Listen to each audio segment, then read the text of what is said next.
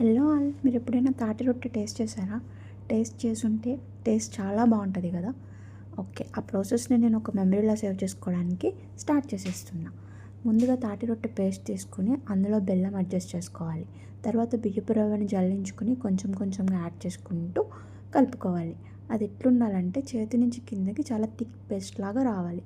అంతవరకు వచ్చేలా నూకని అడ్జస్ట్ చేసుకోవాలి. ఇందులోనే కొబ్బరి తురుము కూడా వేసుకుంటే టేస్ట్ చాలా బాగుంటుంది కదా. మేము కూడా యాడ్ చేసాము. యాడ్ చేసి థిక్ పేస్ట్లా చేసుకున్నాక కుక్కర్లో ట్రై చేస్తున్నాం ఈసారి మేము. సో కుక్కర్కి కింద అరిటాకుని ఆయిల్ పెట్టుకుని ఆయిల్ రాసుకున్న ఆకుని కింద పెట్టేసుకొని కుక్కర్లో పైన పేస్ట్ వేసేసి దానిపైన రెండో ఆకుని కూడా ప్లేస్ చేసుకోవాలి. అంతే, కుక్కర్ రెడీ చేసుకుని సిమ్లో పెట్టేసి ఒక 1 అవర్ ఉంచేసేయాలి.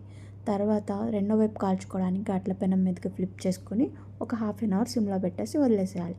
రెండు వైపులా బాగా కాలిపోయాక తాటి రొట్టె ఇట్లా రెడీ అవుతుంది. అంతే, టేస్ట్ అయితే సూపర్.